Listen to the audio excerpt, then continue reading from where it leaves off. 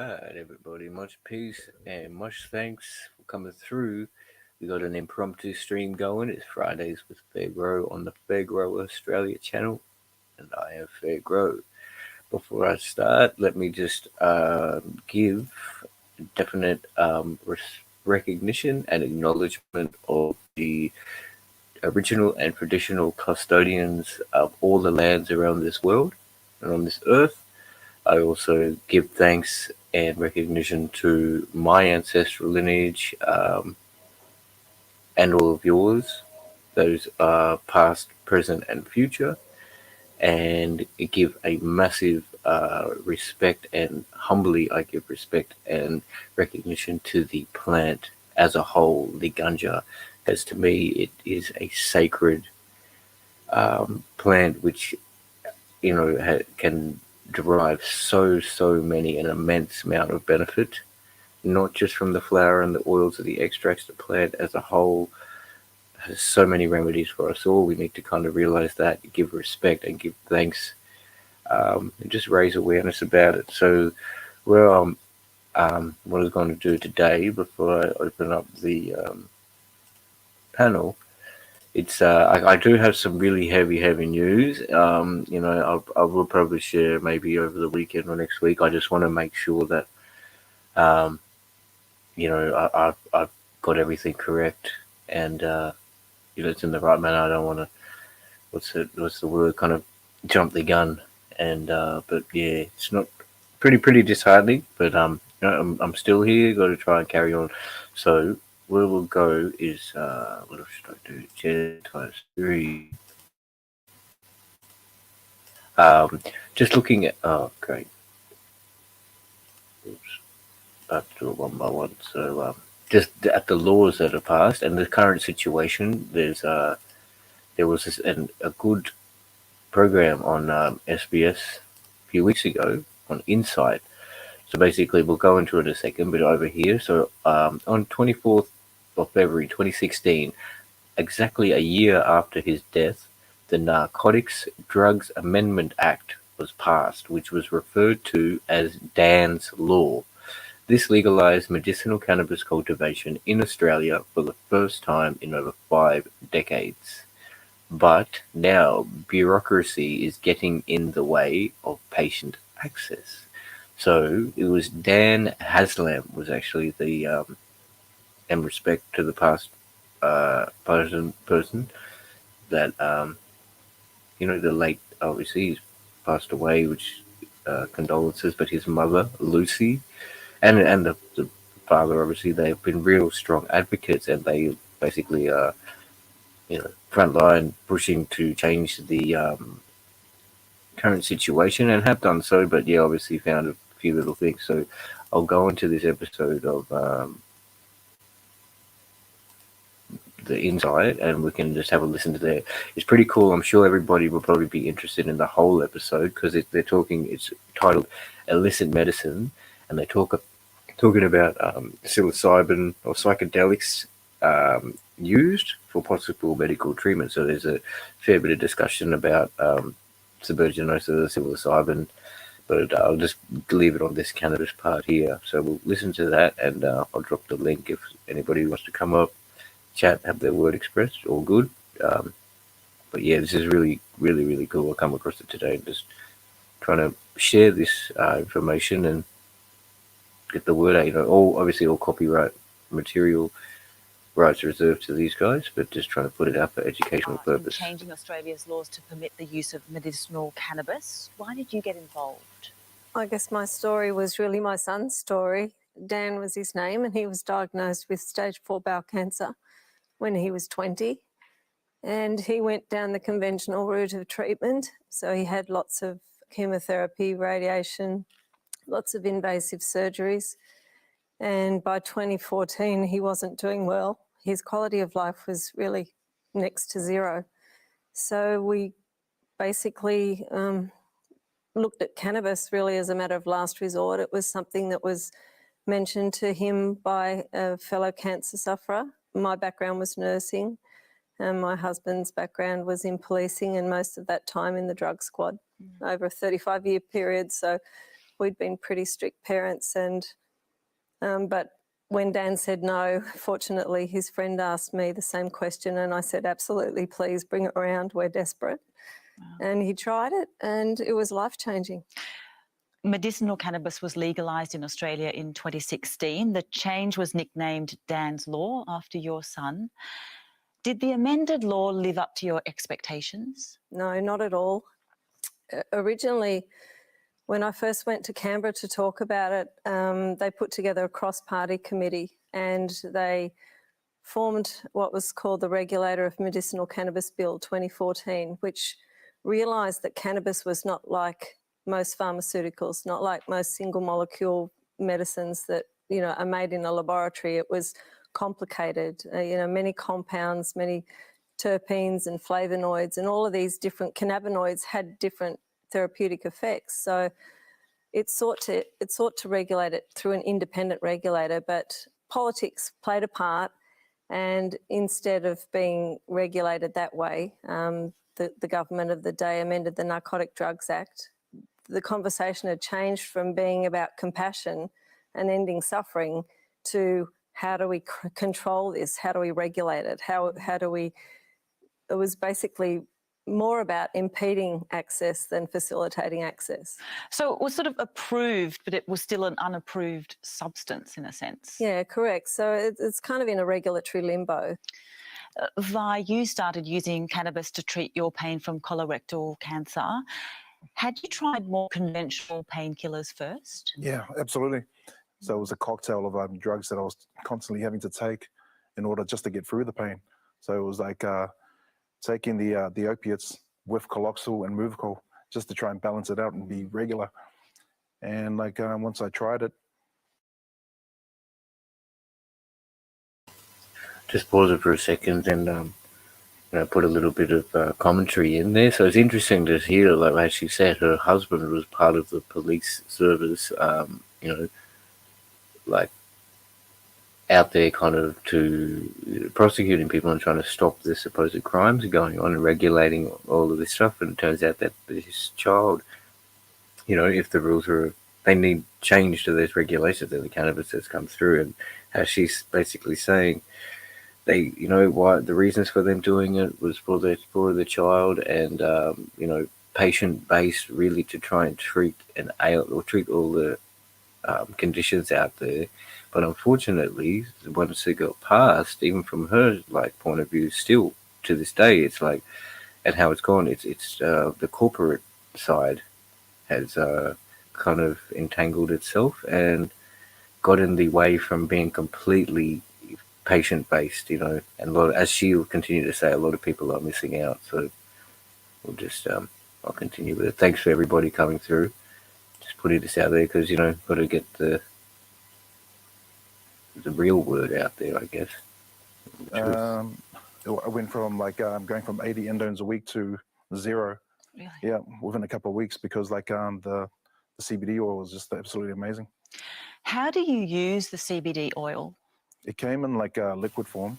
Yeah. So in order to monitor it, more accurate. I'll just stop there. Definitely, yeah. Like this guy's talking about these treatments from, the benefit and the relief from the CBD oil coming off opiate pain relief, and I can definitely vouch for that. That there is so much. I found personally an immense amount of benefit from just small doses. It took, it didn't take long, course of a few days, and I could really see the body relaxation, the rest relief. I was getting good sleep, and then even now as time has progressed, I don't take it every day and stuff. So but when I had a bit of pain in like the joints of my knuckles and things, I've just rubbed a little bit of oil in there, and I definitely saw a massive improvement. Nearly the pain was gone completely within half an hour. So, this guy will even say he's really improved himself. So, I mean, I totally agree. Personally, I have experienced the benefit from the CBD oil. So, it's great. Accurately. We were ripping off a little bit of bread and just dropping it in. That way it was easier to control and portion control it. and just having it that way. Matty, you're a GP in Western Australia. What are the different types of medicinal cannabis products that are available on prescription? There's oil, there's flour, there's tinctures, sprays, capsules, gummies. So many different kinds that we can access. How easy is it to prescribe medicinal cannabis? Well, it's not that easy, or else you'd see a lot more GPs doing it. It takes quite a bit of time. I spend a lot of after-hours work doing applications, and I'm an authorized prescriber now, so I don't have to do so many SASB applications, but still the paperwork for notifications to my state health department and the TGA requires a lot of time, and I think that prevents a lot of GPs from actually, jumping off the cliff and doing it for their patients. SASB applications are? SASB applications are a portal online where we fill out an application to tell the government, why we're prescribing and what our plan is.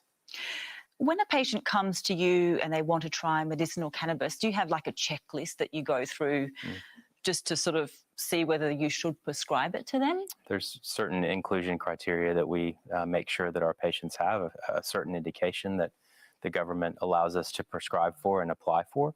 And then they also have to have accessed conventional or first-line therapies first and have failed or had side effects. And if those two boxes are checked, then we can potentially prescribe medicinal cannabis for them. And how much do these medicines typically cost? They vary. It's hundreds of dollars, and it's not cheap. Per month? Mm-hmm. Vi, did you have a prescription for your CBD oil? No, I didn't. A mutual friend had their wife passed of cancer. He managed to reach out to us and give us some of her medication, like her CBD oil, and just going through trial and error, trying it out. And it was something that initially, again, because of the state that I was in, and the breakthrough pain that just kept on coming up, I was going through high levels of prescription pain medication to the point where had to see the palliative care team just to start prescribing some of the pregabalin for the nerve pain that I was having during that time too. Did you consider going to a doctor and trying to get the CBD oil legally? I think during that time, the Queensland laws were a lot different than it is now. Back then, no, because it was just a constant. It was all about the prescription medication. Are you still using the CBD oil? Nowhere near as much. Yeah, the new norm that I'm in now, in recovery, I only have to use small doses when I do have a little bit of pain. Do you ever crave it? No. I think that's a huge point. I'll stop you there for a second. That's, I guess, a really stigmatic point from the regulators as they see, the drug dependency, the addict side of it. Even though cannabis isn't, there probably is not much proof that it is addictive. It's working on different receptors. Like addiction is, one of the lecturers in this video, she explains that addiction is kind of related to the dopamine, whereas the psychedelics, they're working on the serotonin receptors, and the cannabis is obviously working on the cannabinoid system. So that stigma, which is out there, so they ask these sort of questions, and did you crave it? Are you constantly using it? And that's why the same thing I said with the CBD oil, and even himself, he said that he's weaned off and his use has really gone down from obviously copious amounts of different opiate prescriptions from his doctor, taking the tablets numerous times a day with all the side effects that come along with that, to then finding immense relief with just small dosing of CBD oil, to then not even having really to need to take the oil, as he's just said. So, there's a huge example of that both sides, moving away from the addictive drugs, which are known, opiates are known to be addictive, even though I guess, just saying that there's the case of OxyContin, the company coming out saying when they were promoting the product, when it was initially coming out, saying that it is not addictive in their ads, and it took, years of people falling into the trap and on the illness of addiction, and everything falling apart in their life, and a few years for that to really come to the regulating bodies to make the statement that it is addictive, and make some changes, whatever they have. So the cannabis is a huge benefit there, and so definitely, and they ask those questions. How much are you using it? Are you craving it? So it's just it's something I think that which is relevant, yes, but obviously viewed at from a bias standpoint, and really not understanding the reality of the situation, which was like this guy and many other people, I'm sure. So yeah, go from there. Derek, you're a Royal Australian Air Force veteran and you were diagnosed with PTSD while you were deployed to Iraq in 2004. What symptoms were you having? My symptoms at the time, I guess, looking back, my deployment was in 2003. 2004, I started getting some treatment at work while I was in the Air Force. Basically, it was hard to describe, but I wasn't the same person. I was very irritable, confused. Just things weren't working right. Started getting some flashbacks of bits and pieces happening and stuff. What treatments did you try? All the first-line treatments. Psychology, psychotherapy, medication, hospitalisation. During my hospital stays over the years, learned a lot of different techniques for managing PTSD and stress and trying to live a quality of life, I guess. When you say over the years, how many years are we talking about here? Hospitalisation was 9 years. Medication, I'm still on a tiny bit, but I was heavily medicated for about, 12 years or so. Where did you first hear about cannabis as a potential treatment for PTSD? It was an SBS documentary I saw back in 2000, I think, 16, Weed Etiquette, Season 1, Episode 2, Stone Vets. They had two.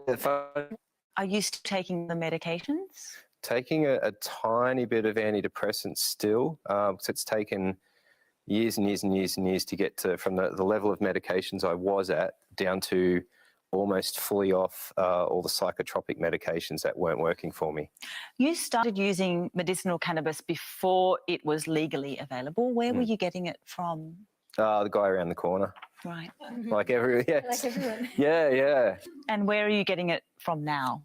Now, thankfully, I'm getting it from two companies that are helping compassionately supplying it. And when you say compassionately supply, as in they help with some of the cost? Yeah, they're supplying it to me free of charge, because I'm trying to overturn a policy within Veterans Affairs. They won't. This is very interesting. So obviously you've got to pay attention to him, because he's in a very what's the word? Kind of rare situation, I guess, which people probably not aware about. And you have to fall into a certain categories to be eligible. But as he said, he's getting his treatment wholly subsidised, the cost of it, by the governing body of the Veterans Affairs. So it's that is a good thing, to at least that's there, and hopefully can push more on those guidelines and make it subsidised for a lot of people, so that's accessible to everybody who really can seek benefit from it, which is a lot of people. They won't allow medicinal cannabis for any mental health issue based on a report that shows there's no conclusive evidence it helps. So if you weren't getting it for free, how much would it be costing you? A lot, more than I can afford on my pension, but estimate between $600 to $1,000 a month. Wow. Maddie, is it safe for patients like Vi and Derek to be sourcing cannabis from the black market? There's so much variation in what they can get. I mean, you don't know what strain you're getting. You don't know what cannabinoids that they're getting. You don't know, the pesticides potentially, the toxins that are potentially in the soil, the heavy metals. So, the way a pharmaceutical company grows it is highly controlled. and, you know, by good medical practice, GMP standards now in Australia. So you can literally eat off the floor of these facilities. So yes, it's much, much better to have a consistent medicine every day, day in and day out, rather than, you know, waiting for your weed source to get whatever they can get. Is it cheaper to get medicinal cannabis from the black market rather than going to a doctor and getting a legal prescription? Well, it has been in the past, but it's now actually comparable. Okay. So the pricing is much better these days. Lucy and Vi, do you agree? Is this your experience? I would agree with that. The price is coming down, but there are still some people, for example, children with intractable forms of epilepsy who require really high doses of CBD. And for them, the cost is phenomenal. We're talking in the tens of thousands a year. So that's a really high cost for a family to bear with a child with a disability. So we still have a long way to go. And hopefully, you know, in time there'll be economies of scale and the prices will continue to come down. But there are definitely groups of patients that fall between the gaps. Vi, what do you think? Yeah, about well, that? like, I agree. Like, it has. Yeah, definitely. You know, to stop that point, and how she's, you know, saying how children with severe illnesses, the amount that they have to use. So that's another thought that come across my mind, being of like a few previous months, like how they're not taking into consideration like the amount somebody is dosing. Like in that exact instance, you know, the child that will need numerous amounts of heavy doses daily. You know, the cost will be in the tens of thousands, as opposed to somebody who would just be dosing, say, irregularly, maybe once every few weeks or something like that, just to seek some relief, and they're at the same level of price point, which is, you know, I don't think that's very fair, because in the same point, I was trying to, in my personal situation of medicating a few grams a day of flour, still being at the same price point as somebody who was to take maybe a few grams every month. So that's something that really has to be a consideration. As you said, many people are still missing out, which is, you know, and these people are, like, you know, not eligible, like you could say eligible, but it's more, these people are sick, they need treatment, and this treatment will benefit. So it's like, you know, then, yeah, I don't know the word to describe that, but they need the treatment, these people, and it'll help. So As I have seen like the change in being on like a lot of support groups on social media, just to like hear what everyone's talking about, and like how it is, how the change is like slowly starting to come. It's just not quick enough. Right. Yeah. Annette, you had a ketamine infusion to treat your chronic nerve pain, but you started using medicinal cannabis instead. How did you go about accessing it? Well, my specialist is a approved prescriber. But in saying that, the process was still very lengthy. From the time that I went to see him and said, yes, I'd like to try it, he said to me, all right, well, it will be a trial. And it probably took about 6 months between saying, yes, I want to do it, and having it in my hand. And during that process, so I live rural New South Wales, I had to travel to and from Sydney each time to see him, and I was seeing him once a month.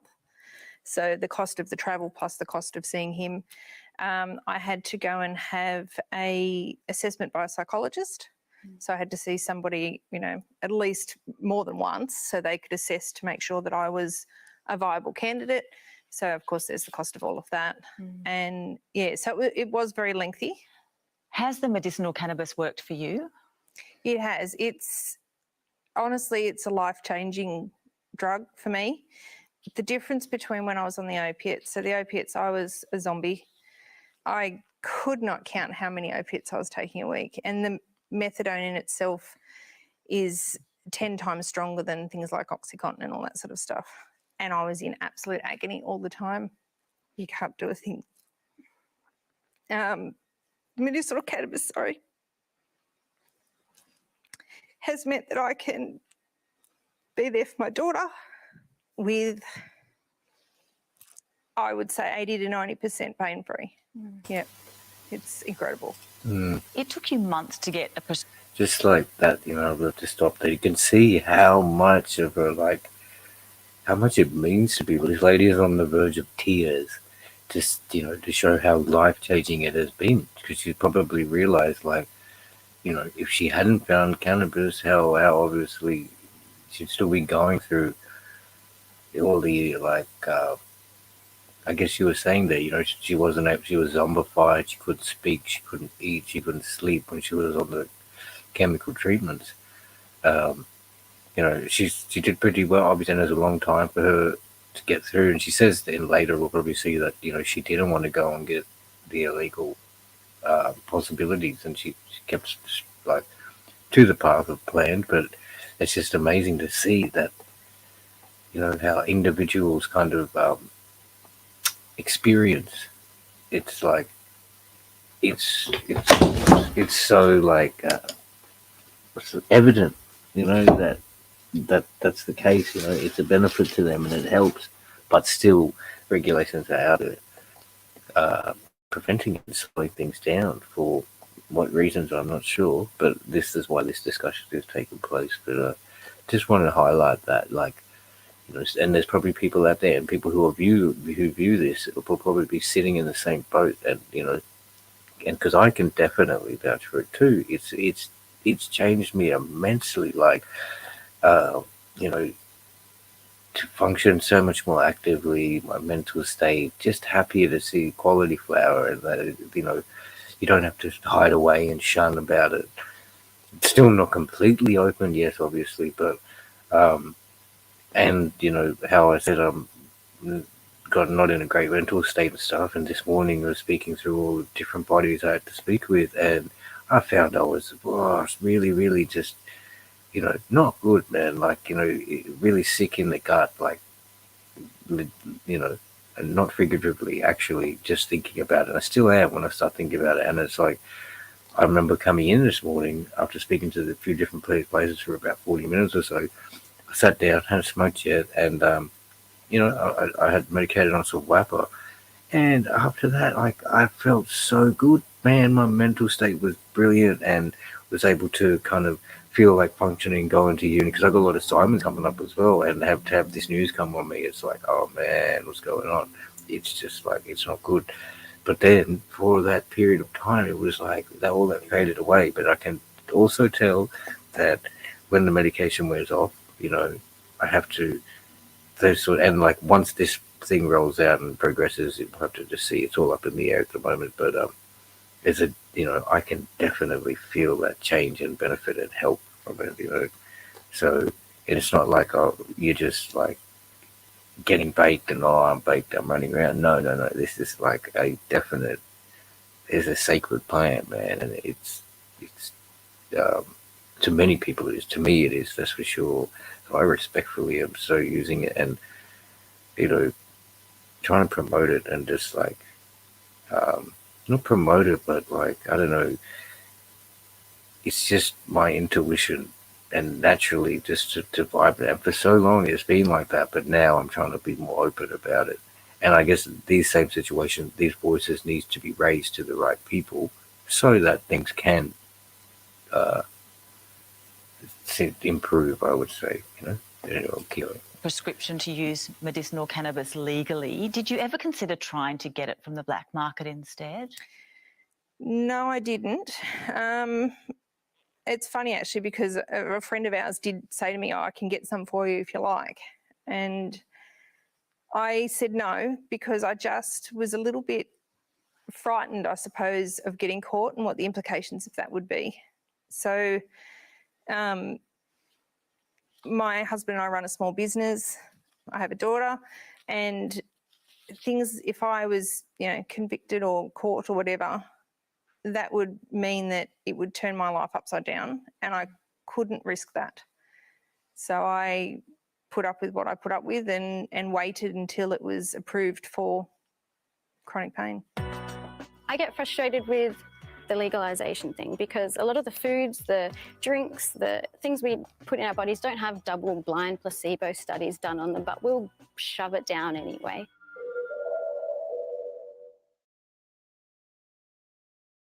Sun Super and Q Super have joined to form a bigger, better fund. A fund with a fresh ambition to make Excuse the the world of ads. our more I than think 2 they've got to million play members out. better. Welcome to But Australia. yeah, I really appreciate everybody coming through and listen to this discussion, because I'm sure everybody's got their own talking points, their own experiences, which are definitely worth their weight. Like they are valid, and these are the sort of things that need to be discussed to try and make a accessible and fair system out there. It's a good thing, obviously, that the cannabis is out there, but the corporatization side of it, it's not the greatest. But we just got to keep pushing, keeping the relevant info out there. I think the ads will finish pretty soon, I'm hoping. But yeah, man.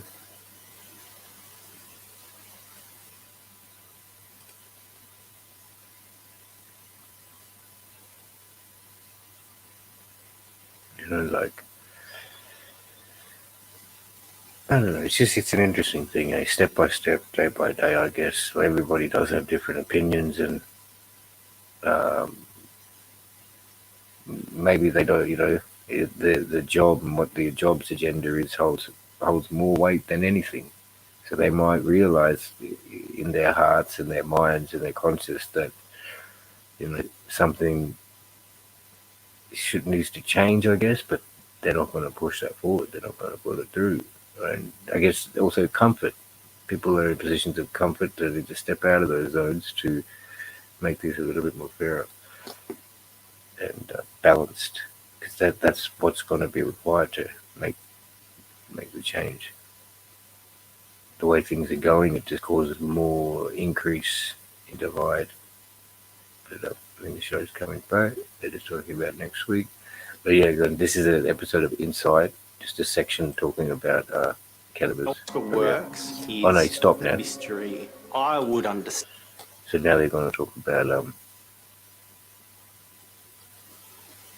DMT. So I might stop it at that. But you guys can check it out. It's pretty cool. Hookster's in the back. Shepo's up here, bro. How are you, dude? Hope you're going well.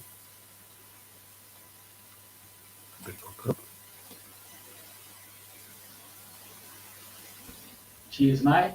Good show. Good show, Fair. Nice to see you. Yeah, good. Easy. Yeah, I think I'll probably stop it down. If you guys want to watch it, you can watch it on SBS. The rest of it's kind of talking about the psilocybin and stuff, which is pretty cool. And it's a virgin stuff. Was that Kamal? I thought I seen Kamal, one of those pictures back then. Yeah, I think he's on. He was on next week on the next episode. All right. Yeah. That guy's been around. Kamal. I guess this is interesting. Well, I'll play the rest of this for a second. Everybody's probably keen to see it. It's pretty dope. Watch this fella. He was on the Spaniard that the Surge. Understand it as plant spirits who are communicating and talking to the individual. It's generally described as 10 years of psychotherapy in a few hours. The ayahuasca brew is a tea made from the ayahuasca vine and other plants that contain DMT. People will drink the brew and within 45 minutes to 90 minutes will begin to experience the effect. It tastes a little bit like wine with dirt mixed in, feeling a slight amount of nausea as the medicine begins to integrate into my system. They will have an enhancement of their senses. They'll have deeper engagement with themselves. It's often quite confronting. All their stuff might come to the surface and they might just feel like shit. just really revealing the next layer of what's going on for me. And the inner child, how hurt that inner child is. A lot of people are looking to address serious issues like childhood sexual abuse, like trauma, like depression. Terrible, scary memories. So you're going back and you're having visions of the trauma. Yeah. Ayahuasca helps people let go of a lot of things that might have hindered them, but it's not going to fix everything. What we are beginning to see is a kind of dilution of psychedelics, a kind of overregulation and strangulation. To look at psychedelics as just take this pill and you're going to be better and it's going to fix your issues is not the way forward. Julian, you've been facilitating ayahuasca for over 20 years. Do you think psychedelic medicines are ready to mainstream? I think the problem is that there's a lot that we don't know, and I think there's a lot of arrogance in the space, especially within the medicalization space. And I think in the West, we largely don't know what we're doing. So I think that may result in a lot of teething issues, but ultimately, I think we've got to bite through. Kavani, how do you feel about How are you, Terence? This is probably your sort of topic. I'm doing good. I was just watching Gear Change. He was live on a lovely evening with Nexus, and then I see in like the little bottom bit that FairGrow was live, and I was like, "What? How did I not see this first?" And then I jumped through, and I'm like, "Oh, psychedelics." And then wait, what is this, Insight or what is that? Yeah, like it's an episode of Insight that was a couple of weeks ago. It's called Illicit Medicine. Basically, they're talking about I just showed a segment for about half an hour or maybe 20 minutes. The middle section's about on cannabis. The first bit and the last bit, they're about psychedelics. Good choice, FairGrow. Mushrooms and MDMA. It's pretty dope. That Julian Palmer guy is really cool. I'll keep going for a bit. He's a smart bloke. What's about these drugs being used in mainstream Western medicine? Firstly, I'd like to change the terminology being used there from drugs to medicine, because drugs often have a lot of connotation around it, whereas for me, and I know that a lot of other people who sit with psychedelics and have found healing through it consider it to be very sacred, their experiences. Stephen, your clinical trial into MDMA as a treatment for PTSD is underway. You're hoping to show it can be delivered safely. Are we ready to legalise psychedelic medicines now? I worry about the term legalise because I think for me, legalisation is more what we see, say, in the US with cannabis now, where people can go to a shop, purchase something from a shop, and there's lots of degrees of regulation in between that through to prohibition. And so I think what the evidence shows at the moment is decriminalisation is an evidence-based approach, and I'd see no reason why we couldn't decriminalise, but the evidence isn't there yet to be able to make these medicines. We need to do it properly. In the same way with medical cannabis, if we try to push a legal bill through, it may not do everything that we hope it does. When we think of research and medicine, we often think of trials that have a placebo involved in it. Does that work within the psychedelic medicine space? You know, they are doing randomised controlled trials at the moment with psychedelics, but you're absolutely right. It's pretty obvious who got the psychedelic drug or the MDMA and who didn't. And that's problematic in terms of the way we're looking at the research at the moment, because when we're saying these are effective, well, they're effective compared to somebody that thought they was going to get MDMA and they didn't get anything, and they know that, the therapists know that. They're disappointed as a result. So I think we will still see effect sizes from this. We need to control that, and one way of doing that is through using active placebos, so drugs that do have a psychoactive effect, and will create a blind for both the research participants and the therapist providing the treatment. I think that's actually a real... Can I say FairGrow? You go there. I was waiting for Yeah, so like I'll probably stop it. You guys can watch it when you guys want to watch it. It goes on. It's really good. It's like quite intellectual based, but what good point that he raised, and later on there's another lady that points it out, and it kind of struck home the fact that it like decriminalization might be the best step forward as a whole, because as you say, the corporate side of legalization, the regulations that come with it. It'll be really hard to regulate, and if it's with decriminalisation, and it's like South Australia state, Canberra has moved the same. If they just do those steps, I guess, state by state, it'll be easy, because there are a lot of people who are, um, already kind of growing and partaking. It'll make a lot more sense, and I think also probably good here is like the hemp party. They push forward, and they got a lot of seats in the Senate now. So hopefully they can push forward a few more grow things like that. It doesn't matter. That's something important. Oh, that's right. Yeah, it was important. I believe that this discussion that's going on about recreational drugs, vine drugs, medication. I believe when it rains, it pours. When it becomes legal, it's all going to be just legal. I think that's what they're going to do, because look how positive they're talking about it in the media. Exactly, Hook. Yeah, on Inside as well. That's a wig out. All over channels on main TV, they're headed towards that way. Looks like people have already made their investments, and now it's trying to push the narrative that is cannabis and drugs, psychedelic medication, self-medication, a desire to live a better life, mentally speaking. That's I the wanted to actual say, main. you go, FairGrow. It's all good. No, you go, Tassie. Go. I was going to say, in Canada, they're doing MAPS is doing studies on MDMA and psilocybin and a bunch of other psychedelic psychedelic compounds. And in Canada, I don't know if it's actually legal or not, but there's stores that sell psilocybin over the counter already. Yeah. I think there's some chocolate available too, Nexus was mentioning. I did have a look at it. Yeah. I think that's a good point, like you mentioned, Hook, like, a lot of, because there are a lot of people out there, as she was saying, like the children with terminal cancer, and there's a lot of people with really, really, really strong conditions that need treatment, and the treatment that has a major reversal and effect, a benefit for these people. So with going forward and stuff like that, I'm sure the psilocybin and that is going to do the same thing. No,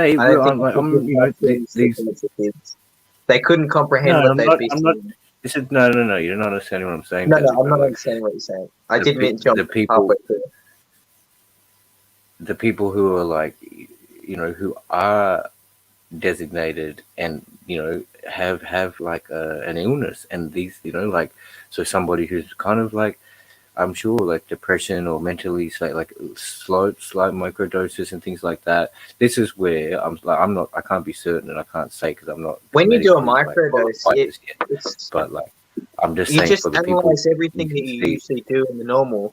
So you'll be doing your everyday task, and then you'll do something, and you'll be like, why did I really do that? When in reality, you do that all the time, but subconsciously you're realizing that you shouldn't be doing it because it's either detrimental to some case. And then people have a struggle and they get stuck in a mental loop. And that's when the thought loop comes in, because they don't want to give up the fact that they know that it's detrimental, that they're doing something, but they're caught in a bit where they're not willing to accept it, but they know that they have to accept it in that moment. And when you do mushrooms, there's a lot of things in life that when you run into those situations, especially with acid, you can't ignore that sort of stuff. So that's why you shouldn't do mushrooms if you're not understanding of like Julian Palmer said, you shouldn't do anything if you're not understanding. Right? This is exactly right. You shouldn't take the cannabis, and it's the same point. Don't get out there. I'm not like condoning, or I understand that it's happening. But when to it comes go to out cannabis, stoned and I'm being smashed. No, it's not. It's not, Tassie. Yeah, I mean, maybe it is, and I'm saying. What about marijuana minors on Vice? Look, that's different. They have to take that. That's what you were just saying before. How is it? Yeah, I know, not but different? what you're saying is about like the situational part. I was trying to get at the people that really need the treatment, and it'll benefit them in this situation. And life and death and the way experiencing you're a saying better more life. like how you, yeah, exactly. It's the wellness experience, right? So when It's different. you know, Yeah. there's different things. That's what I was talking about. Like, and everybody will who's just using it, and we're all different, exactly. So everyone's experience will be different. I understand what you're saying, going through those stages, but I was just trying to refer to the people that, you know, because it's not really kind of us or any of us, none of, or People who are like epileptic. none of it. People who Yeah, are like things epileptic, like that. who physically have physical ailments. Okay, there's us. There's a level of medication, but there's those who genuinely need it to survive and actually not live miserably. We I know the difference between quality of life and actual life and death when it comes to cannabis medicine. It's hard to I'm just separate saying, them. I think very hard to define that, because same with medical, who those without diagnosis. But it makes sense. There are those who should be so easy to get to, who, like, there are kids still who have, and adults who have epileptic fits, and I still haven't got access or been made available cannabis. Yeah, we when can it get our comes hands down on. to MDMA for PTSD, that's for people who can't handle a psychedelic trip. That's the reason that they're doing MDMA, because it's a lot more of a warm experience, and it's not ever going to go south. So that's a big difference between, being able to cure PTSD, and then the same thing with cannabis, how we're talking about quality of life as opposed to fixing the source of an issue. When it comes down to it, what's it called? The epilepsy is fixed by a terpene, which you're fixing the source issue at the root of the cause. But not everyone can go through and understand and actually mentally withstand a psilocybin trip, whether you're with a therapist or not. So that's why they're going with MDMA, because it's a lot more safer and softer on the mind.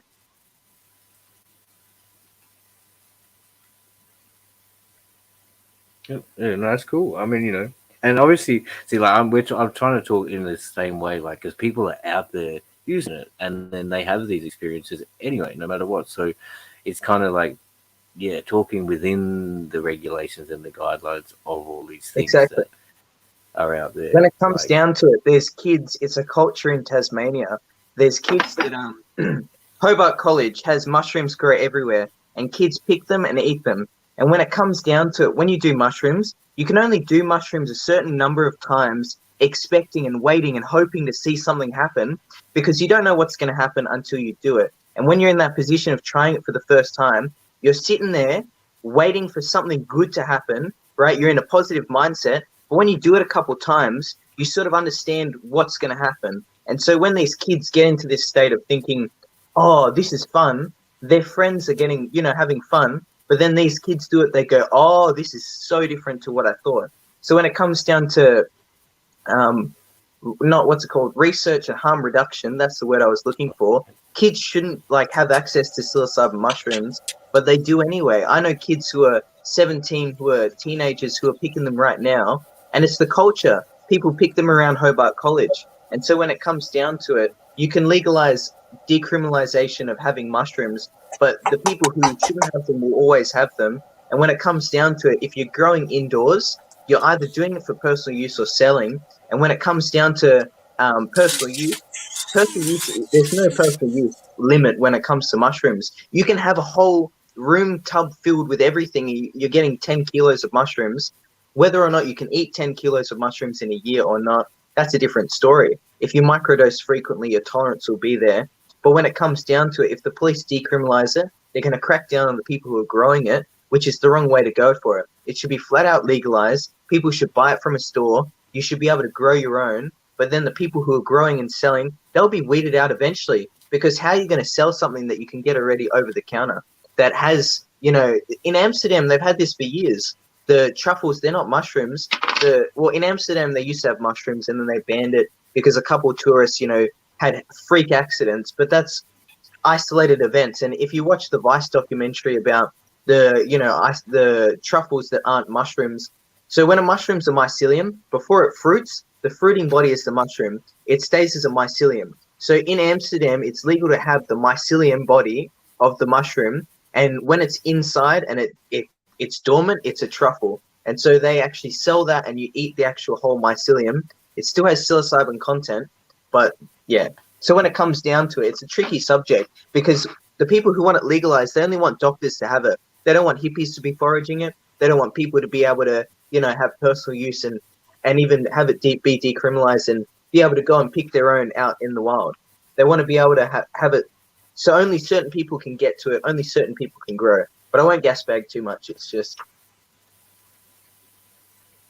Well, which is probably a good thing. That's why I'm probably stating that what I was saying before, like people that need it, that's why it should be out there, because obviously there is another side of it where people go too far, they could have some like lifelong, it could flick a switch with them, and then with LSD you can have lifelong like mentally disabled. With mushrooms, that's not the case. However, if you're predisposed to schizophrenia, then you'll have issues. But anyone can go have a psychotic episode. It's just whether or not you're predisposed to schizophrenia.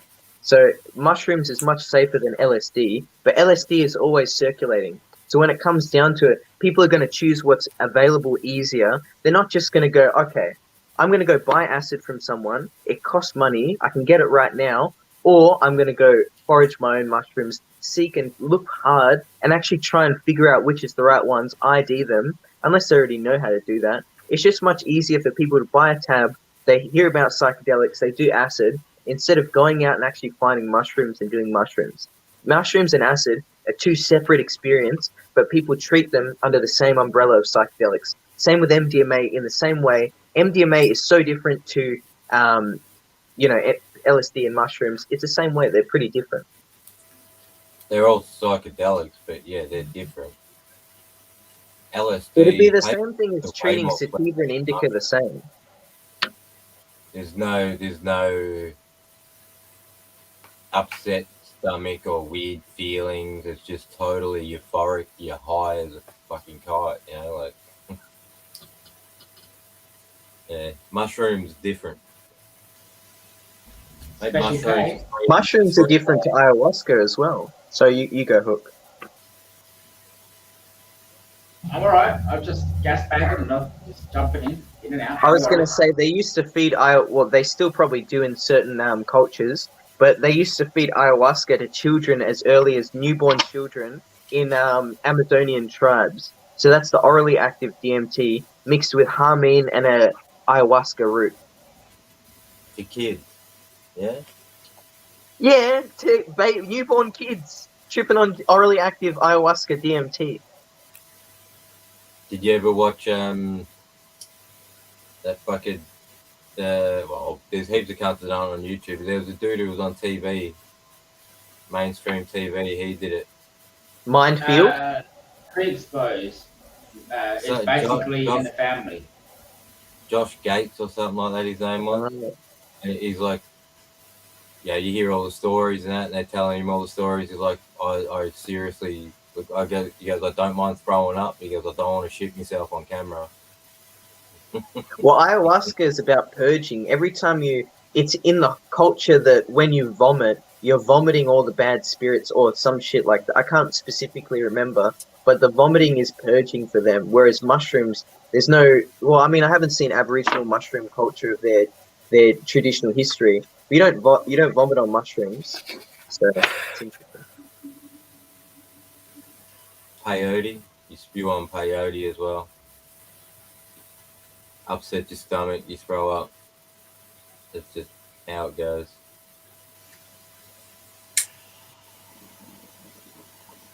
I mean, like when you're talking about these things, that's right. I would never condone, I mean, it's out there. It is what it is. But these are things that, you got to be respectful to them. Don't be out there just to get high and to be. When you said the babies are tripping, and things like that, and people are high as hell.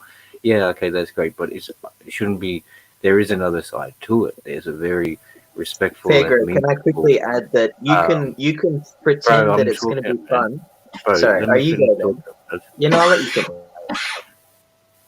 You know what I'm saying? I'm just you got to. No, but what you're saying is, no offense. If you did mushrooms enough, you would know. All I'm trying to say is you can't fuck around and pretend that it's fun. When you do mushrooms enough, you go, oh, this is real shit. So what you're saying is people, Like, just go finish what you're saying. It just doesn't make sense to me. Nah, I won't, bro. I won't, bro, because you're not letting me. So that's all good. Basically, look, if I could give my son cannabis and it would help him speak and speak normally, even if it got him high, I'd still do it.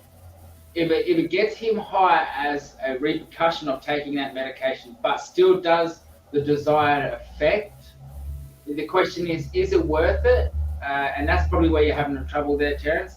And the answer is always yes.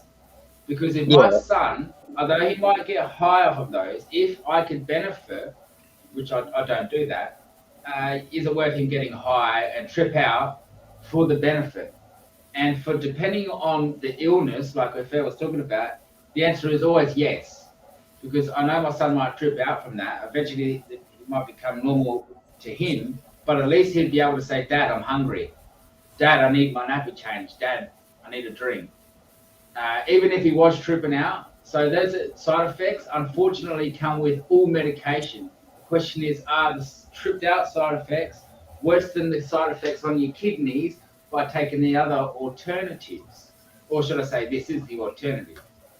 I know what you're saying, Hook, but what I'm also the trying moral to add point is, there, the moral point, yes, it is there, but you have to take a risk, and depending on circumstance or illness, there's so many thousands of different illnesses that it's up to the people who are in that situation to make that choice. Well, okay, it's going to trip my kid out, and it will. That's right. Like, I can give you an example. Obviously, you're taking it from you're taking it psychedelics. from the point now. It's like, the Western, or what we know and what we have lived, right? So we've got to be respectful to their culture. They're obviously doing it for thousands of years for a reason. These are the people who birthed it and who made it aware to the civilizations that people like us can be talking the way we do about it. So I think and like that, like, it's just, it's sacrament. Herb is a sacrament to many people. It's not, and so are these plants. That's what I'm trying to say. You got to be respectful about it in a way, and each to their own. But that's how I definitely treat them. Like, even with DMT, I've taken that a few times, and I wouldn't take that recreationally because it really does. It opened up, like, you feel like the spirit. There's something else there. There's a sensory thing, and so I'm respectful to that fact, man. I'm not just going to go do it and let you do it for the certain occasions. And then obviously those cultures and traditions, only certain people did it for certain times. It wasn't like everyone was just doing it. The shaman would have gone and, Well, with mushrooms, everyone was doing it. Madame Sabina introduced psilocybin to the West to Gordon R. Wasson and this other bloke. And when she introduced you're reading a book, though, first... Tassie, bro. Anyway, oh, you've read a look, book. Dude. You let me explain first, FairGrow, because all I'm trying to explain is when it comes down to mushrooms, you can only do it so many times and it's fun. You get to a point where you'll do it and you won't not see it for what it is. So when it comes down to it, all I'm trying to explain is the story of Madame Sabina, how psilocybin mushrooms was introduced into the West. She cursed everyone because they're looking at it from the wrong perspective and not from the cultural perspective. So when it comes down to it, people are always going to find them, pick them, take them, expecting it to be like MDMA. But mushrooms is nothing like MDMA. It's nothing like a cannabis high. It's nothing like an edible high. It is nothing like a high. You can't take mushrooms and expect to enjoy it unless you have no idea of what you're experiencing, or unless you take a very small amount. Under 1 gram, there you go. All I'm trying to say is Madame Sabina, how she found out about mushrooms, she was a young kid, right? She was hungry. She saw a massive mushroom the size of a dinner plate. She ate the whole thing, and she had an experience which sort of introduced her. It was her, I don't know what the word is, but it was her, it was, I don't know what, anyway, you get what I'm trying to explain is, and she took that and she made it a ceremony, and it was coming of age. That's the word I'm searching for. I don't know how to explain, but it starts with an I. But when it comes down to these sorts of things, there's no way any kids should ever do mushrooms unless you're under 18. Even then, there's only one case that I can explain that psilocybin would be worth doing to actually mentally repair someone if you've got, well, for example, Asperger's or autism. Those are anecdotal. They're unsettled. But when it comes to people with stutters, if you take psilocybin and you've got a stutter, that will fix your stutter. Now, whether or not it's worth giving that to a kid who has a stutter, right, who's under the age of whatever, I don't think so. I think it's worth giving psilocybin to someone who's 13 who's coming of age, who's just finished school or who's just going into high school. It's not for it's not for people who don't know what it's going to do. You have to be well read in it. And the people who were doing this traditionally, like Madame Sabina, they would tell you and explain everything. Same with the Aboriginal cultures. You would hear all the dream time culture and story time. But now the culture's been lost. People don't look and they don't read. They just take a tab, they eat mushrooms, and they hope for the best. So all I'm trying to say is every time I talk to people, I try and explain all of this. And when you cover all the bases and you tell them you can't have fun when you take mushrooms, you can do that with acid, right? But acid can break your brain from taking too much. You can get HPPD. You can actually literally mentally fuck yourself from acid. But with mushrooms, there's minimal cases shown that it will do that. And when it comes down to it, it's only a combination of mushrooms and other things. Mushrooms on its own, because it's natural, it actually fits in a certain part of your brain. Unlike acid, how that works, it's different. It's actually it's like how DMT is metabolized in 15 minutes. It's a shorter duration. Change the subject, my friends. I know it's an awesome subject. Just before you do, I'm I happy would to say change the that subject. mushrooms, anytime you take them, is a journey. If you're brand new to it and you think you're gonna, you can't take it expecting MDMA. You're 100% right. And have some high and a great time and all that. That's something you just haven't learned yet. When you take it, you're going on a journey and you're learning some shit. It's spiritual whether you like it or not. So that's it for mushrooms. Paper trips is totally different shit. It's chemicals, you're high, you're all over the shop, you feel fucking unreal. It's nothing like it's not a spiritual journey like a mushroom. Exactly. And mushrooms so structurally close to DMT. If you look at the molecules, it's almost identical except for one oxygen molecule. And mushrooms is an entheogen, which means you eat it, you don't have to cook it, you don't have to do anything. You eat it and it's active. So when it comes down to it, not many things are entheogens where you eat it and it's active right off the bat. Ayahuasca is not. It's a combination of an MAOI, which is a something inhibitor, and then whatever the DMT is, so it's active. So it's very different. Anyone who takes the antidepressant shouldn't take DMT because you get serotonin syndrome and die. You're off in 15 minutes. It'll last longer because you've had antidepressants are usually like an MOAI. Bananas can act like it, but without that, if you ingest it, it does nothing at all. That's why there's two things they mix together to create ayahuasca to make it oral, to make it active. I do want to apologize, FairGrow, for cutting you off because that wasn't on for me to. No, because like you were talking and I did cut you in, and I am sorry for that. I'm not trying to make that an argument. Yeah, let's anyway. Thanks. I'll take your apology accepted. Like, thank you. And I just don't want to make it. I'll just make sure that like everybody, what we're saying is not like fully qualified medical advice. So don't take anything from what anybody is saying. But when it comes down to it. And we'll change the topic now. I think if we wanted to take the topic. In your town. I'm not wearing a white coat. Fair. At 9 a.m.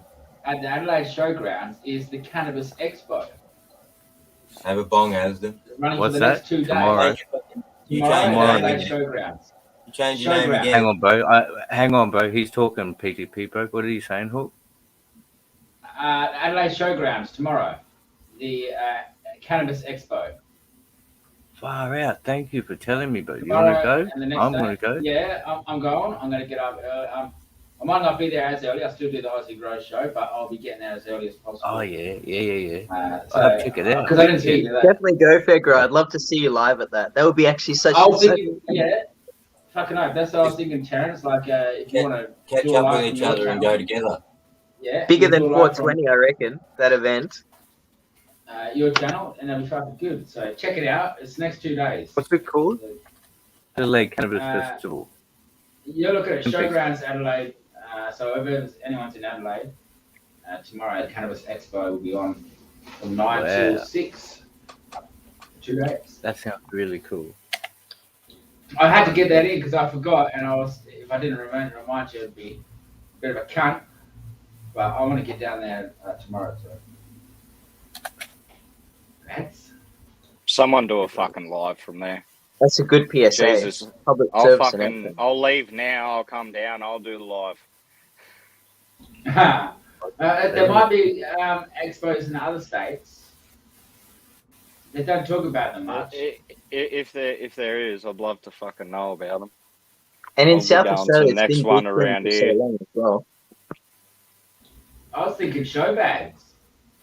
Show bags would be awesome. We'd go around the show, putting bongs and grinders and all kinds of shit. And show bags.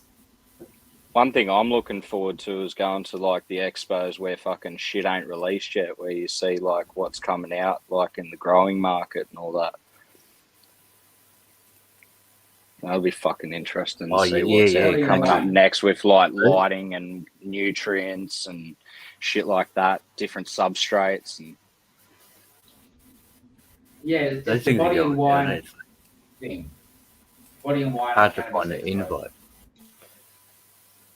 Oh yeah, I just found this thing on Facebook. I'm not even on Facebook, but I just googled it. This is old though, 2018. That's awesome.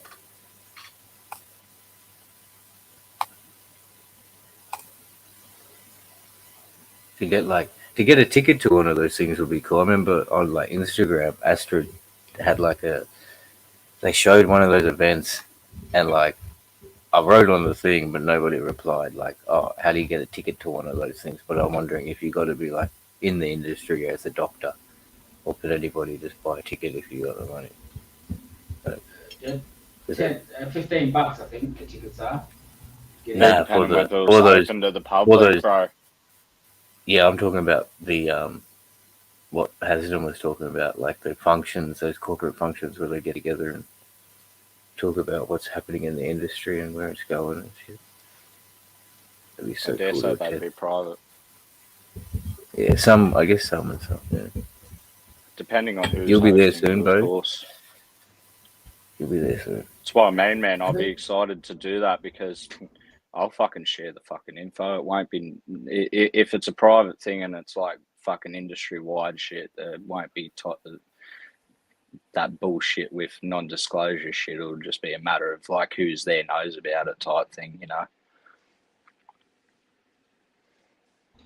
Yeah, Jenny told me. Yeah, that's it. Word of mouth. Word of mouth, man. Is what it is. You got to share that type of knowledge, man. That shit shouldn't be limited. Like, yeah, okay, I get fucking, you know, people like companies and stuff should have first dibs on the technology and that, but fuck, share it around. Do you know who does the bulk of a lot of first initial studies? Citizen scientists who aren't real scientists, who just document their findings. Later on, for scientists who go and do the deep research to cross-reference their studies with something else that is like another primary source or secondary source. Sorry. So a lot of people have that for cannabis. For example, Hook with his triploids is a good example. But yeah, Hook is a cannabis citizen scientist by home growing. It's a good point that you make there, Terence, and like that's what I'm saying. Who should like have access to it? Like it shouldn't just be like you're in the industry or you work for a company or you have a label. Like, sorry to cut you off there, Hook. What? Nothing. I cut you off. Sorry. Someone just said. Ben from Somerset, can you talk openly since cannabis is decriminalised in Australia, also in industrial hemp? Is industrial hemp legal? No, it's not really accepted here yet, that way, openly. Still taboo, still down upon some places. Even though it's recreationally legal in the ACT, which is the Capital Territory, it is still taboo. Mm. Yeah, you can't smoke around children or in the public. I went through that on a stream. That's understandable though. You can buy hemp oil products. You can buy hemp products over the counter, no prescription. Yeah, hemp seed oil stuff. Yeah. Yeah. Buy hemp seed from Woolworths. Hemp seed. All that crap. Yeah. Yeah, whole hemp seed by Red Tractor. I found a few beans in there as well. That's Nexus said that sounds there would be lucky. hemp 75 or something. He said they wouldn't germinate because they've been heat treated, but you would get hemp 75 or hemp something. I'm pretty sure. I still got the beans in the fridge, in the packet. I ate those things for quite a while, for a little while. I went through a stage of then at Aldi. I saw them at Aldi, but I didn't really notice any health benefit. Like Zinc, so iron, I'm omega-3, sure that 6. tryptophan levels up, yeah, but I didn't feel different. So and they're You're, expensive. you're healthy anyway. I've seen the stuff that you posted that you eat. So you'll be there anyway, I reckon. Yeah.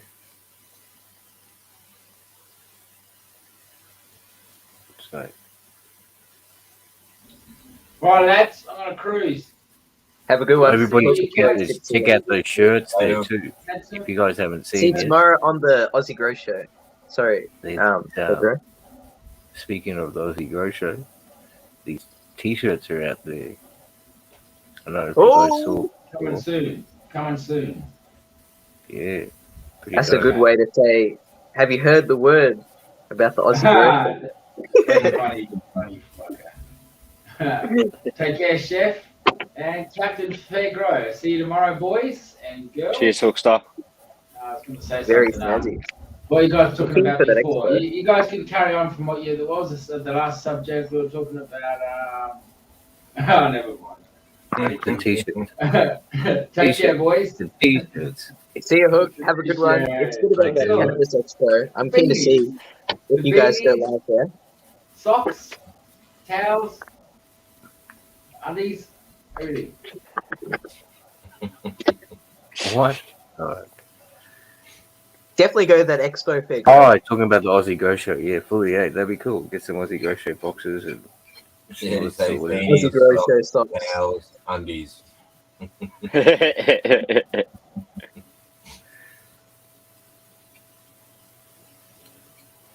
Ben T. Ham from Illinois, by the looks of it.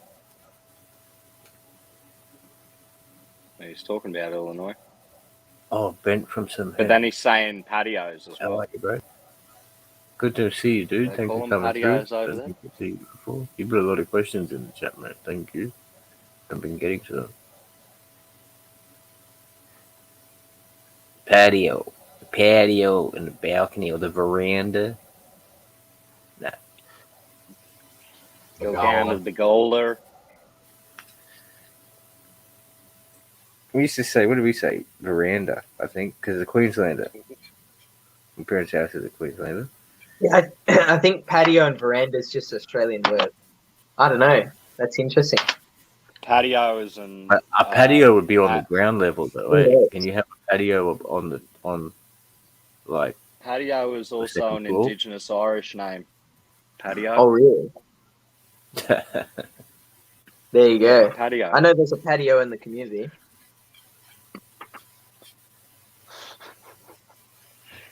Patio Doherty or Patio Dow.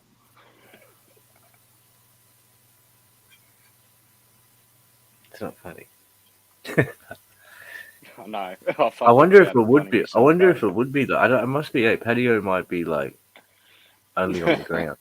If you go up, I've heard a lot of Irish balcony. patties. But...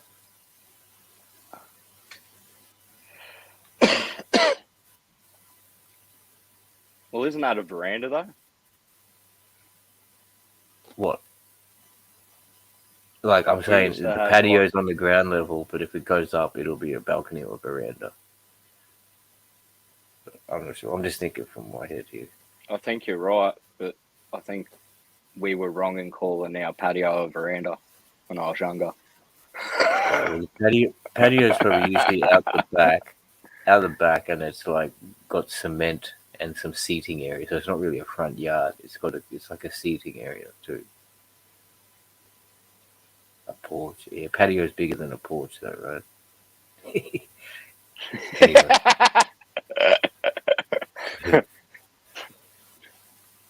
Just rambling on. We're getting into the construction logistics here. Yeah. Which is cool. Did you share your news earlier? Nah, not yet, mate. Not yet. It's a bit. Yeah, righty. I'm staying around afterwards then. Oh, I don't know. Fucking like, yeah. It's quite. I don't know what's going down, man. Like, I'm in a spot of like up in the air, man. Because yesterday I was supposed to have an appointment, and yeah, it's fucking crazy, man. Like, I was supposed to have an appointment with the doctor, and it was all good. It was all good, and then like he rang back, the receptionist, and was like, "Oh, the TGA are cracking down on a few things, so there's no longer going to be like 8 or 9 things on your script. It's because like other places do 2 to 3. It'll probably come down to like 5 or 6 or something like that." He said that they got a call for like his company got a call. Can they take on 500 patients because there is a doctor that's been blacklisted now because something along those lines, right? And that's what he told me. And then 2 hours later, before my appointment, he rings up and he's like, "Oh, you've been picked too." I'm like, "What?" And maybe he knew this all before, but supposedly, as from this point, I'm blacklisted from the medical cannabis program.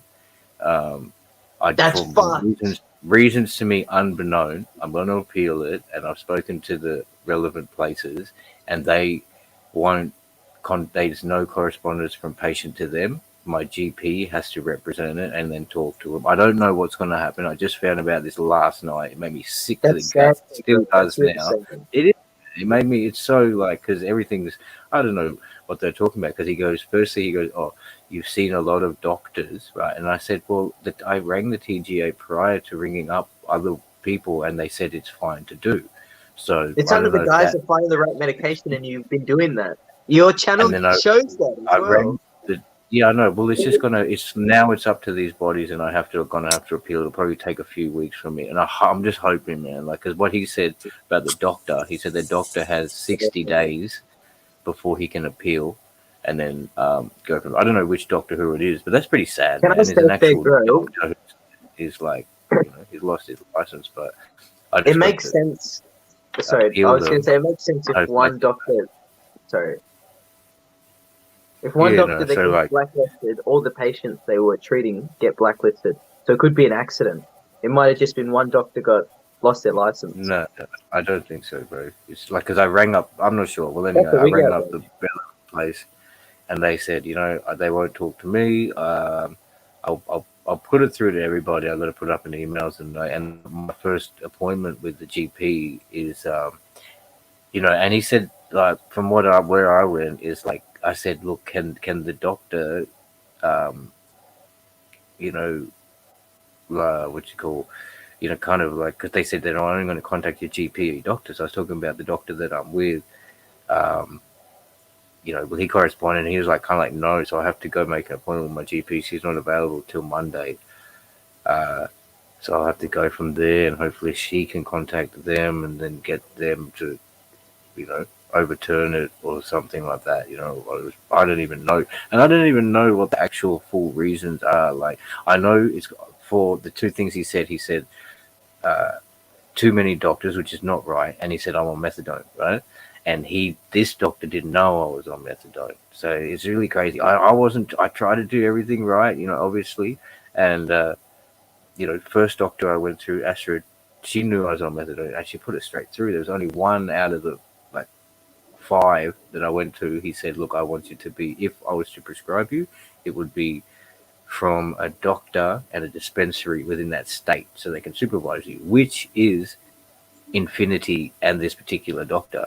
But I've been blacklisted, so it's like I hopefully can just wig it all out and just like plead my case, and I it'll get hope it gets overturned. sorted because that's some bullshit right there, legit. I don't understand. I I've only understand got what a you're few saying. clubs. Yeah, what am I supposed to do? I'm going to turn it back to fucking. Just That's remember sad. what you say, the too many doctor thing, you know what that is. They're going to say you were doctor shopping, but you know you weren't. You've got it on your channel, as Tassie said, and you said multiple times, you're trying to find the place that has the medication that works for you. That whole other thing, I think they'll get over that, Fair. Like you're on the way out of that other whole thing. So yeah, exactly. See, this is where I have to kind of plead that. Further behind, it's going to help you. So I think they'll get over And it that. already is. I do hope so, because that's exactly right, man. And like, you know, the receptionist was saying, oh, because the way he said it, he's like, you're on methadone. And I said, well, you know, and I said back to him, like, people take that as a stigma of, oh, you're a junkie and all this. And I'm like, oh, no, I really do see the detriment and unproductivity and the high dosage. And I'm so far from that at the moment. And I still really am compassionate to those people, and I can understand what they're doing. And then with the doctor thing, it's also, I haven't seen any of those other ones since I've been seeing this doctor who's in Adelaide. So I've just got to put all these things forward to my GP, and then they can put it forward to And them. But it receipts sucks would that show as I well. can't do it. Yeah, there's something called script essay, which is like it's going to be a new nationwide thing. It's only just come about, which gives the doctors easy way. I don't know. It gives these people easy way to overview every patient. And then, so the doctor went to go see me, and then he saw like, oh, there's a list, there's a black mark on him. So he's like, I'm not going to deal with it because he's at risk if he does, you know. So I just need to get that shit removed. If you can see the computer screen at all, Fair, in the bottom right-hand corner, it'll come up as a little green rectangle, a yellow rectangle, or a red rectangle. Green means they can prescribe you. Yellow means they're starting to push it. Red means, you better ask what's going on. I notice it when I get my meds from the doctor. Yeah. So, yeah, man, that's where I'm at, man. So, like, fuck, we'll just see how it goes. It is sad, man. It sucks. I've got a little bit of Yeah, I hope it fucking, gets resolved. That's fucking heartbreaking. I would never have thought that you'd get blacklisted. That's bullshit. Like, I'm confused. But I can understand after you explain it. But GG. I can't. Just quickly, I can't it is a understand. fucking crock of shit. I just think one of the doctors has been down, but that's not the case. He's caught up in something that's not really related to cannabis. And they're putting that stigma of the other things that this has happened to in the past on this cannabis, and it shouldn't be put there. As for the doctor who lost his job or whatever, That's sad on its own. And then I hear you're blacklisted. That's even worse. But doctors pay a big license fee to be a TGA licensed, don't they? He's got 60 days, though. The guy said 60 days I'll have his hearing to get his license back. So, I mean, I'm hopefully I don't have to wait that long to get it, because 60 days without medication, what are you to do? Go to the black market, or, you know, lose your mind, lose your brain? And that's what I was saying before. In the morning, when I woke up, like, because he told me last night, I was sick in the gut then, and then, like, all morning I was ringing these places, and I was so stressed, man. I was like, and I came back in, and I had a bit of whopper, and I felt really cool. I was like, all right, you'll be all right, man. We'll get through this shit, you know? But it's weird, man. And because it is, and it's like, they're going to have to be like, oh, you know, the way that I can't, you know, I'm treating a condition, right? So I really have to fucking amplify that perspective of it, you know what I'm saying? Because that's how they're looking at it. They're not looking at it any other way. I'm supposed to be kind of, you know, I don't want me to get hooked on it as well. I'm smoking too much. I'm doing this, you know, so I've got to really, yeah. But it's helped me so much, and it is so, you know, it's crazy. If they keep me blacklisted, I'm like gonna fucking rip a shit, bro. Can I just ask you how much, like, you've been buying, like, per week or per month on average? Because on average, before you answer, I buy on average. Wait, are you saying no? Don't answer that. No, I'll answer that. But It's fine. I was buying whatever I was prescribed at, whatever in the limits, dude. Like, the first place was giving me 2 That's flowers. That's what I'm saying. Like, know what he's been buying. Too much. Yeah, exactly. They know exactly. And then, well, with this place, the guy gave me 7 flowers and then that T55 and an oil. So I'm not at first, when I first got it, I got all of it at once. Second time, similar, but now I'm cutting down to just like 2. I'll get 2 a week. 2 to 3. So it's a fair bit, but it's like it's still within the fucking. I wasn't doing How that. I many wasn't grams doing a anything week? wrong with it. Like I don't know, like 30. Oh yeah. But Yeah. like the thing is, that's 30 high grade grams, so that's why the doctor's like, fucking oath, man. And you've smoked a fair few strains now, so you'll know to pick 2 that you definitely want, and then if there's a new one, make that your 3rd one. Well, I can't do anything at the moment. I was lucky enough to go when to it the gets dispensary today because I had a repeat. That's my last repeat too. I'm not sure if I can get the other. I've got some Baker Street one there, so I'm not sure if because it's already been scripted out, I can fill it. Now you'll be able to if it's already been scripted out, I reckon. Give it a go. Oh. Yeah. So this is where I'm at because I need something to get me through the time of until they've sorted out, if it does get sorted out, because and also and it's got to be high grade, man, because I've gone back to smoking like street here and there, even on hooks, man, that it doesn't hit the spot anymore, man. I need to have a lot of it. I know what you're saying. But unless I take tolerance break, take a break. For me, I take a 3-day tolerance break, and because I'm pretty active, I'm like always weight training. Like that's what does it for me. But everyone's different. So some people they need longer than 3 days. So that's what I'm trying to say. Not everyone can have a short break. And I think also like from their perspective too, they don't want you smoking all day, every day. You know what I'm saying? Like, it's just you medicate and then go and do your thing, which is kind of what happened when I did this morning. Like I had a bit all day, every day. Like, I was tense, before when I was having the phone calls, medicated, was able to go to uni and do those things. But when there's, from their perspective of like a patient that's trying to seek relief, but then, ends up smoking all day, every day without getting things done. But as long, I mean, shit, and that's not me. This is their. I mean, and everybody's got a different case, and obviously they got to take it case by case. But it's just a real big shock, bro, and makes me fucking sad. But because I don't know, it's all up in the air. And I can't speak to them directly. I haven't even talked to my doctor yet. I've got to wait till Monday, and then hopefully she's got some compassion and consideration. Hopefully she'll sort it. Push forward. But yeah, that's how it is in the Australian medical fucking cannabis program. That's sad. Do you reckon you could smoke the topaz all day, every day? Or do you reckon it's too much of a nighttime? You could only smoke it at night? No, I reckon I could smoke it all day, every day, and still get things done. But I wouldn't. I would be going for the sativa during the day, and as you said, when I come home, I'll have the indicas. Yeah. Well, depending on the feeling and whatnot. But yeah, I could smoke that great all day, every day. Now that I think about it, Nexus does sometimes. But like you said, sativa is better for the day. Like they have prescribed day and night strains for a reason.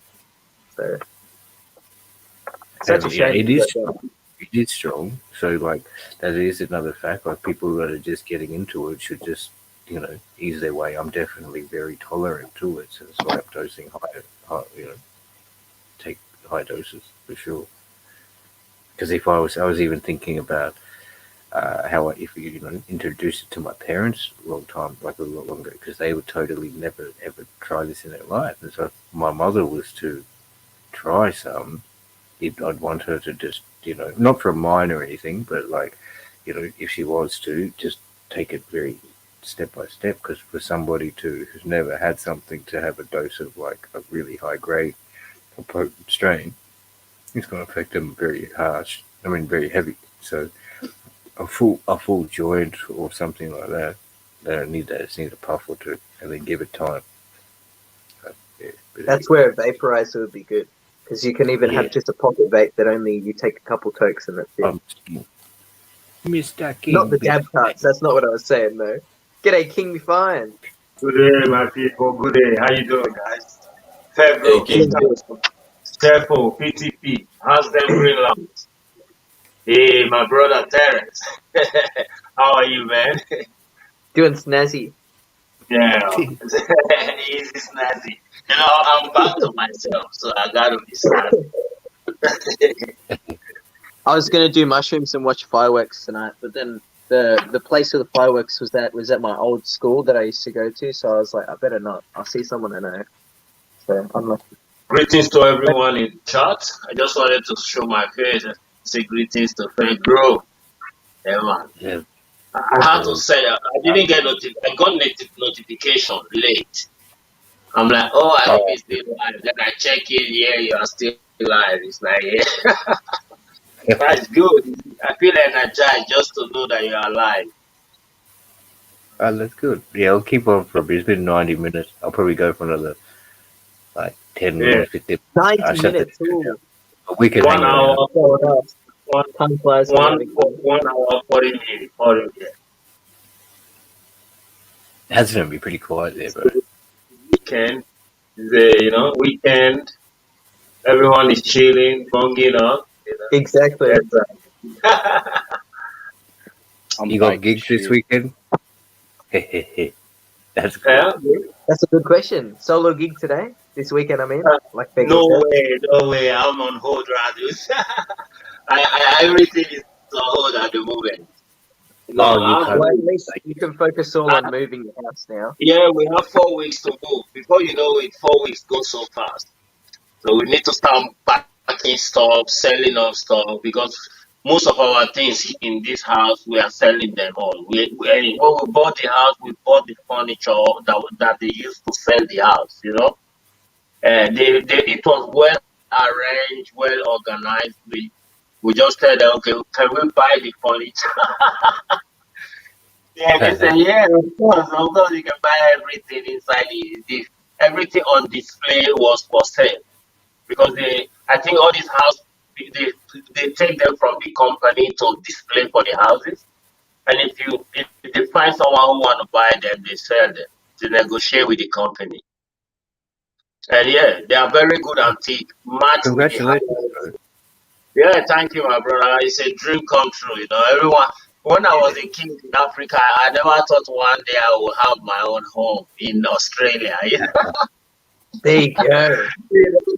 I know a lot of people from Africa. They will live in Australia till they will die, or they will go back to Africa. They would never afford their own home. It's just renting and renting. Renting will take all your money. If you don't have, when you are renting, it's hard to save money to buy a home, because every month that money is supposed to save for your home, you are paying it to somebody else's account every month. It's many people in that situation. Many Australians in that situation too, man. It's getting worse to buy. I'm one of the fortunate. I will say I'm one of the fortunate Africans, who managed to be in this situation that I found myself. But I give thanks to Jah, God gave me a very good.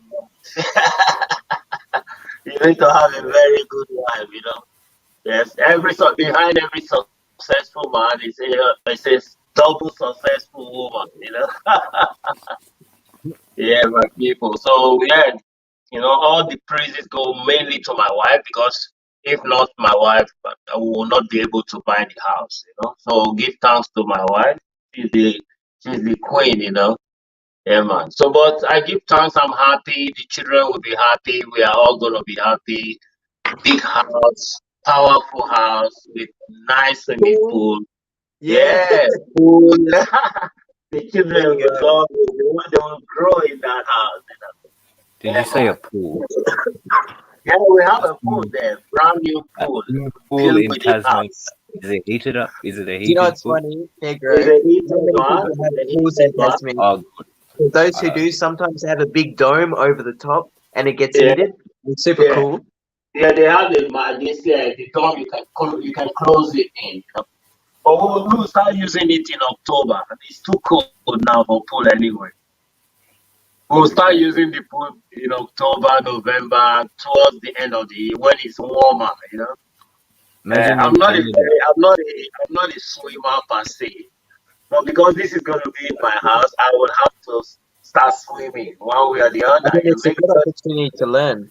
You learn and teach the children. The kids need to learn to swim.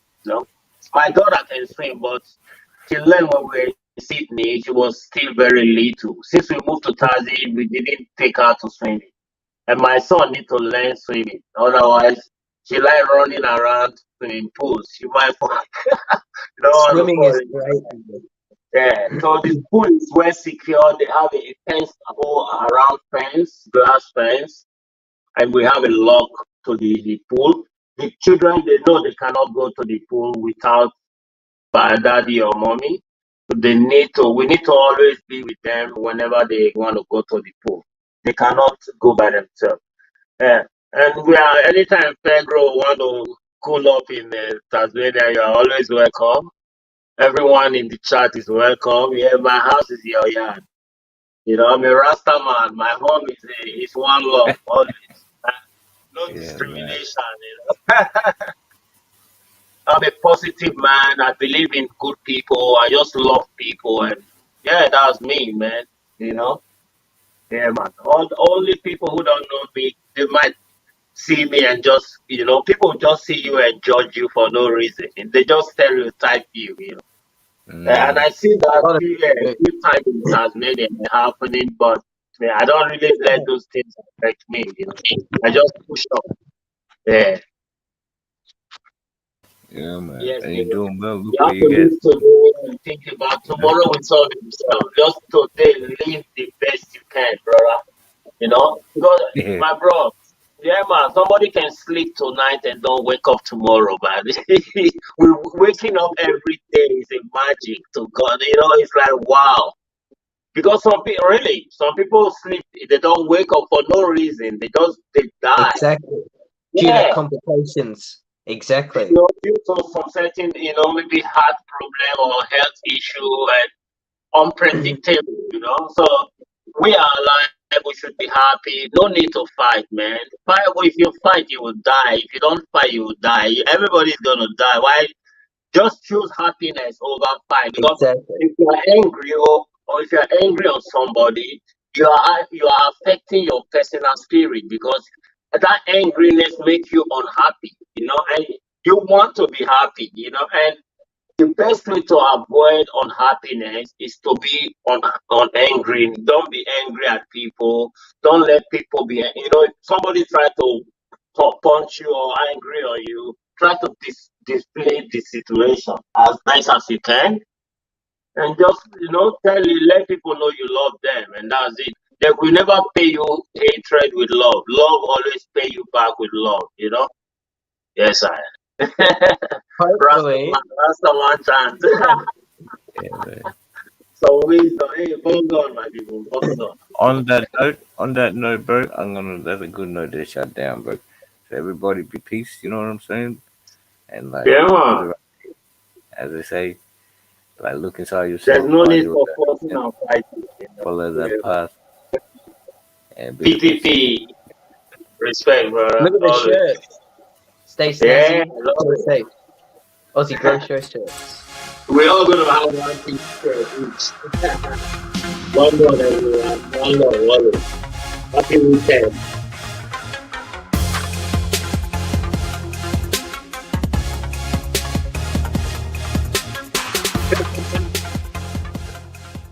You are addicted to gym.